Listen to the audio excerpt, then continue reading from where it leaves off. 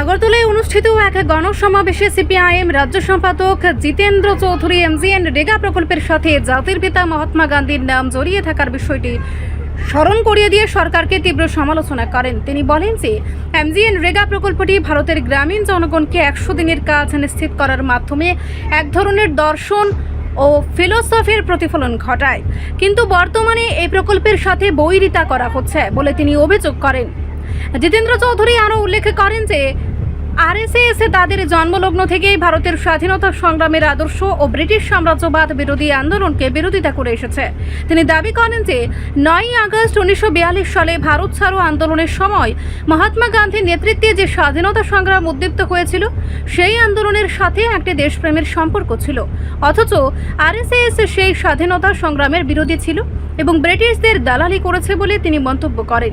বক্তব্যে তিনি আরও বলেন যে বিজেপি বা আরএসএস বর্তমানে বিকশিত ভারত বা আত্মনির্ভর ভারতের মতো স্লোগান দিয়ে দেশের মানুষকে বিভ্রান্ত করছে, কিন্তু বাস্তবে তাদের শাসনের অধীনে গ্রামীণ ভারতের দরিদ্র মানুষ চরম সংকটের মুখে পড়েছে। তিনি সরকারের এই সুশাসন এবং রামরাজ্যর ধারণাকে প্রশ্নবিদ্ধ করে বলেন যে বর্তমান ব্যবস্থায় দেশের অর্থনীতির মূল চালিকা শক্তি যারা, সেই খ্যাতমজুর ও শ্রমজীবী মানুষরাই সবচেয়ে বেশি উপেক্ষিত। পরিশেষে তিনি এমজিএন রেগা প্রকল্প পুনরায় চালু এবং বকেয়া মজুরি পরিশোধের দাবি জানান। রেগার বিরোধিতা কি?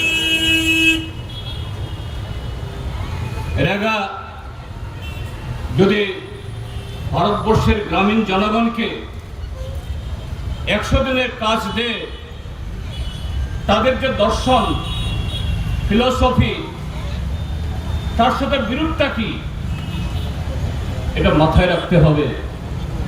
এই রেগার নামের সাথে জাতির পিতা মহাত্মা গান্ধীর নামও নামাঙ্কিত আছে, আর মহাত্মা গান্ধীর নাম যদি উচ্চারিত হয় তার সাথে অটোমেটিক স্বাভাবিকভাবেই ভারতবর্ষের স্বাধীনতা আন্দোলন, সাম্রাজ্যবাদ বা উপনিবেশিকতা বিরোধী আন্দোলন,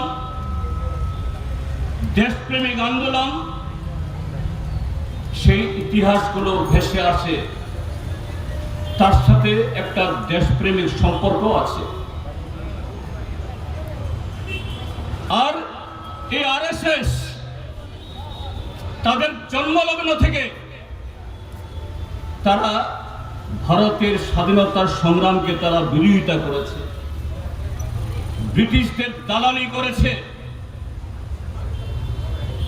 9ই আগস্ট 1942 ইংরাজি সেই ভারত ছাড়ো আন্দোলন মহাত্মা গান্ধীর নেতৃত্বে ভারতবর্ষের স্বাধীনতা আন্দোলনকে যা উত্তাল করেছিল, সেই দিনগুলোর কথা স্বাভাবিকভাবে উঠে আসবে। আরএসএস চায় না মহাত্মা গান্ধীর নাম এইভাবে উচ্চারিত হয়ে সচেতনভাবে বা অবচেতনভাবে দেশপ্রেমের কথা, স্বাধীনতার কথা, ব্রিটিশ বিরোধিতার কথা, স্বরাজের কথা উঠে আসো। কাজেই তারা প্রথম থেকেই এই রেগা আইন, এটা যে আমাদের পার্লামেন্টে পাশ হয়েছে, সেই 2004 সালে প্রথম ইউপিএ সরকার তৈরি হওয়ার পর তখন থেকে তারা বিরোধী ছিল। দ্বিতীয় হলো বিজেপি বা আরএসএস, তারা এই দেশের জনগণকে ঠকানোর জন্য, লুট করার জন্য এরা মুখরোচক সমস্ত স্লোগান তুলে আজকে দিন বিকশিত ভারত, আত্মনির্ভর ভারত, অমৃতকাল, আর তাদের সঙ্গপাঙ্গরা ত্রিপুরাজ্যের মধ্যে বলে সুশাসন 1, সুশাসন 2। তাদের এই বিকশিত ভারতে, আত্মনির্ভর ভারতে, তাদের এই তথাকথিত সুশাসন বা রামরাজ্যে, সেখানে গ্রামীণ ভারত, দেশের গরিব মানুষ, দেশের অর্থনীতির মূল চালিকা শক্তি, যে ক্ষেত্র থেকে সবচেয়ে বেশি মানুষের রুটি রোজগার আসে, হয়তো দেশের মোট আয়ের সিংহভাগ আসে না, যেটাকে ইংরেজিতে বলা হয় জিডিপি, গ্রস ডোমেস্টিক প্রোডাক্ট।